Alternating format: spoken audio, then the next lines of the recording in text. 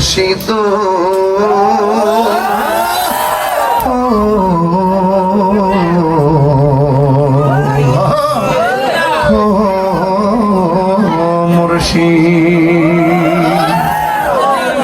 মুর্শিদ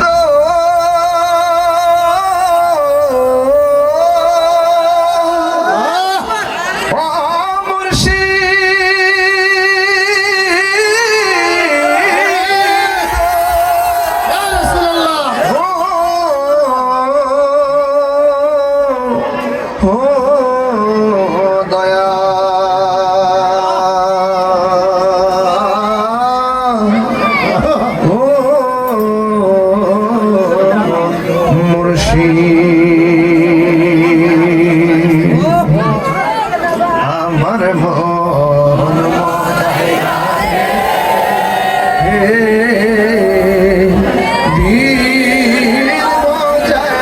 মুর্শিদ নিজে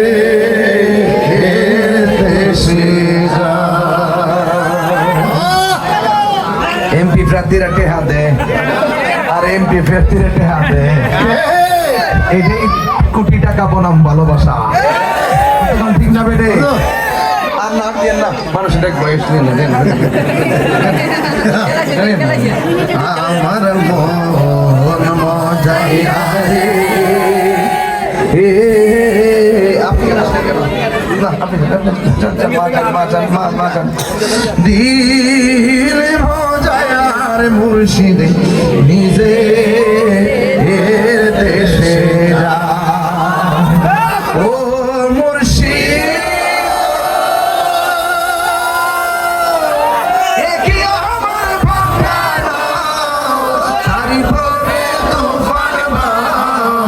কখন জানে এই ঘর ভাঙ্গা পড়ে রে আমের নেওয়ারি রে কাঞ্চা বাঁশের বেড়া রে হুর দরিয়ানি পাহাড়ি রে আমার মন মজাইয়া রে দিল মজায়ার মুর্শিদ দেশে যা আমার মন মজাইয়া রে দিল মজায়ার মুর্শিদ নিজে দেশে যা। আপনাদের তাহির হুজুর বিশ্বাস আছেন আমার প্রতি? বিশ্বাস আসেনি? আপনারা মা বোনরা এসে না তারপরে মা বোনরা এখানে এখানে দরকার নেই, আপনারা অন্য দিকে পাঠাবেন। হ্যাঁ আমার জন্য সবাই দোয়া করবেন ইনশাল্লাহ। আমার ফোলা ভান্ডি কই? ফোলা ভান্ডি আসেনি রে? ফোলা ভান্ডি হাত নামান। আমার ফোলা ভান্ডি বুঝতেছে না কিছু।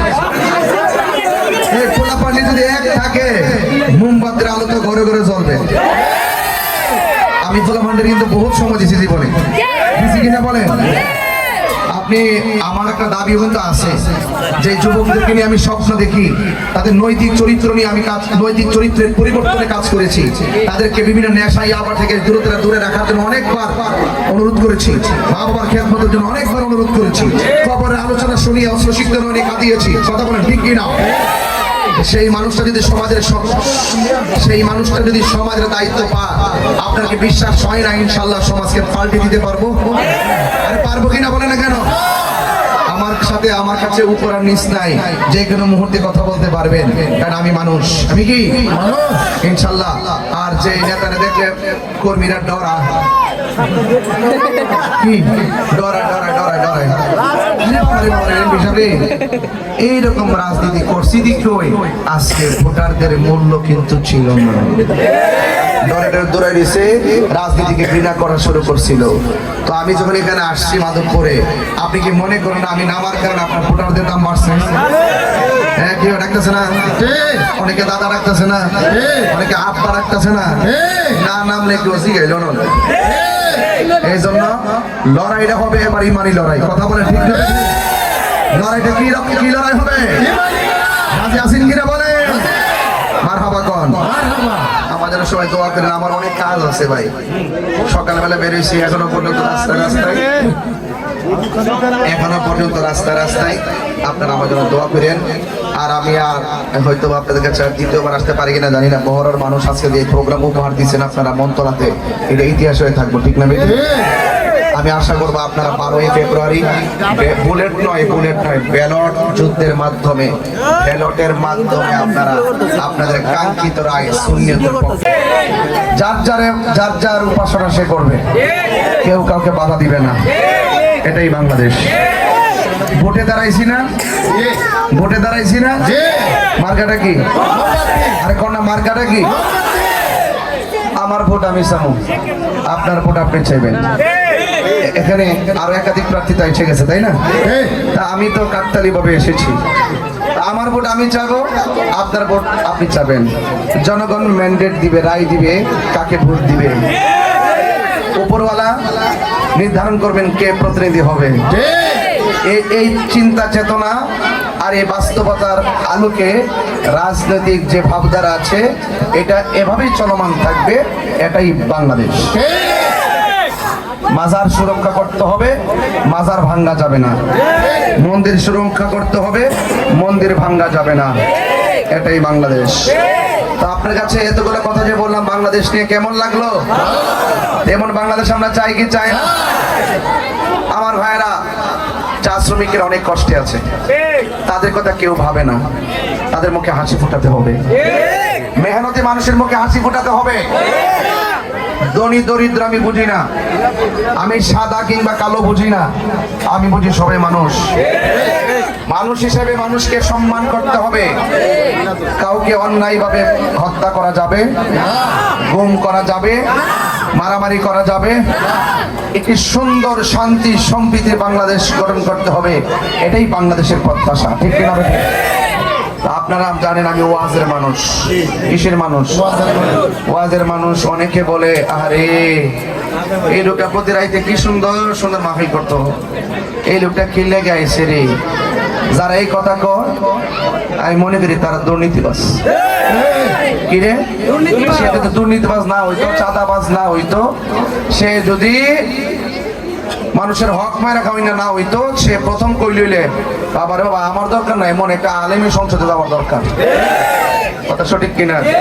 তাইলে বোঝা গেল যে ইসলামী মূল্যবোধের আলোকে সংসদে গেলে ওই যে কিছু কিছু লোক আছে না, আপনার আমার টাকা মাইরা ডাইরেক্ট বিদেশে পাচার করে দেয়, আসেনিও? তো ওখানে গেলে তো এদের লাগাম টাই না ধর্ম। এই জন্য তারা মনে করে যে হুজুর টুজুর একটু দূরে তাও দিয়ে ফতুয়া দিয়ে তারপর ঘুরাই লইব। এই জন্য তাদের ভয় হইল সব হুজুরদেরকে নিয়ে। কথা কন?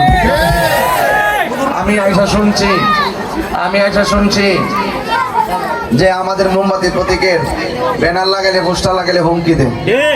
সিরালা নামা 12 তারিখ যা লোক খবর আছে, এবার মামলা করে দিব, লিস্ট কিন্তু হয়ে গেছে গা। এটা কি রাজনীতি? আরে আপনি একটা দল করেন, আপনার বাতিজা তো আরেকটা দল করতেই পারে। আপনি আপনার বাতিজার হুমকি দেন কি লেগা?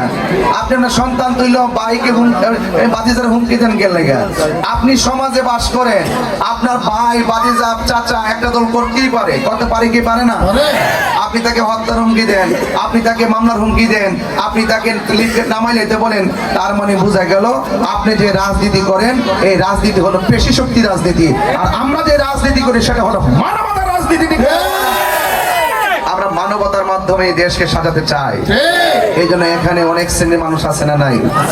আজকে এখানে আসার সময় দেখলাম পূজা হইতেছে, তাদের অনেক সুন্দর একটা অনুষ্ঠান হইতেছে। এখানে অনেক হিন্দু ভাই দাদারা আমার ধরে আদাব বললেন, আমিও বললাম। এইটাই তো বাংলাদেশ, ঠিক না? 32টা দাঁতের ভিতরে জিহ্বাটা যেমন নিরাপদ, আমাদের দেশের অন্য ধর্মের মানুষগুলো তার চাইতে নিরাপদ থাকতে হবে। এটার নামে ইসলাম, আর এটাই রিয়েলিটি, আর এটাই বাংলাদেশ, ঠিক না?